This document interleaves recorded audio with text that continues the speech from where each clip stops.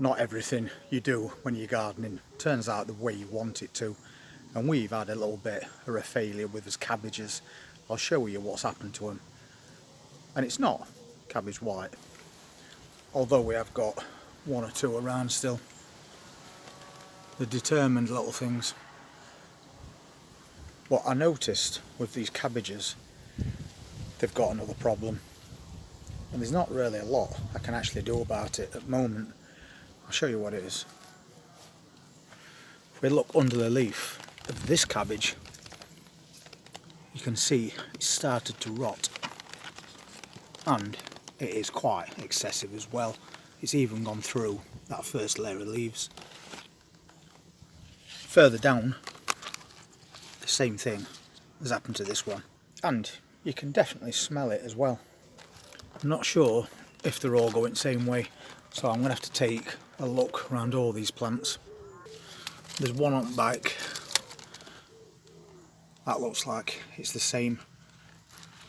I think this one is the worst, and it started on that one as well, and that's not looking very healthy. So I think we're going to have to take all these cabbages out.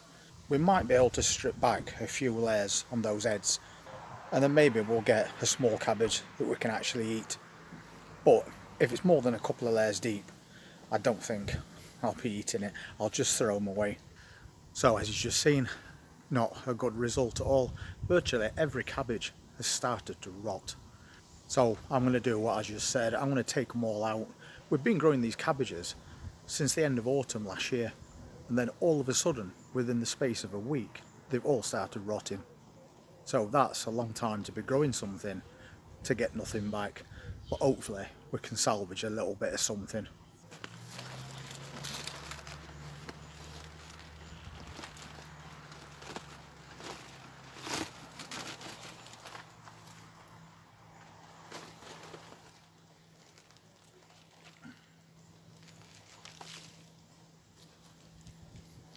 It's even trying to land on this cabbage as I'm pulling it up.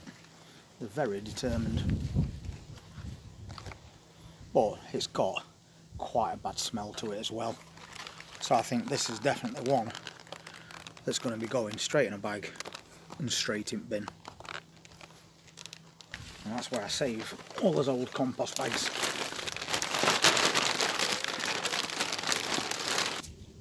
If I pull these back on this one, you can see, oh, it is rotting. Pretty much same that side as well. I can't believe these butterflies. I think if I took it indoors it would follow me.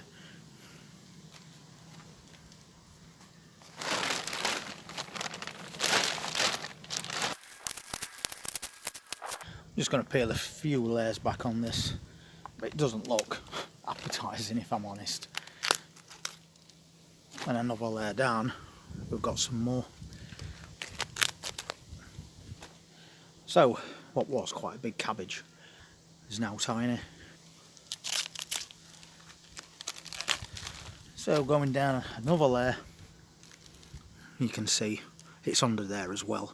So that to me is no good.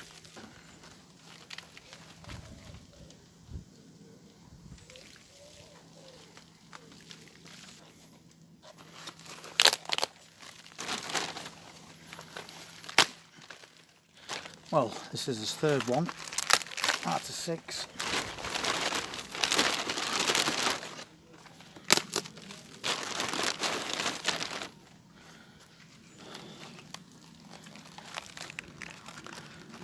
And definitely not appetising.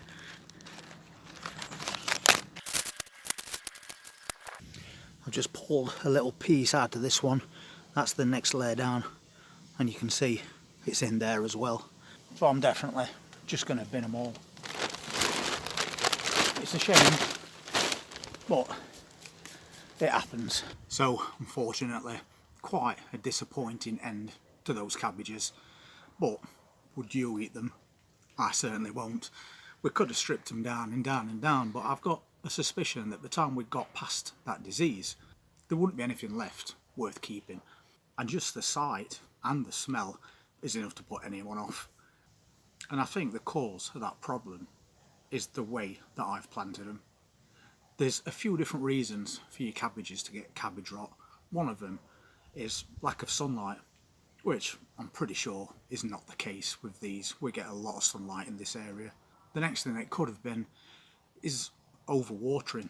Too much moisture in that compost. We have had quite a lot of rain over last week, but I don't think we've had enough to cause those cabbages to rot to that extent in just a week or so. So I rolled that one out too. It is a bacterial disease that causes your cabbages to rot. But one thing that did strike me is that it can also be caused by cabbages being too densely planted. And we've put them in that quite small bed, and I did put 6 in. Maybe I should have just put 3 in. And I think that is what's caused it. So, as I said, a lesson learned, and we move on. You can never stay disappointed for too long when it comes to gardening, because for every fail, you'll come out with a lot of success. And that's why I never let things like that get me down. It is unfortunate though, brassicas take such a long time to grow. We planted those at the end of autumn, and it's took them all this time to get to that size to then rot. So I think next year I'm going to swerve those cabbages.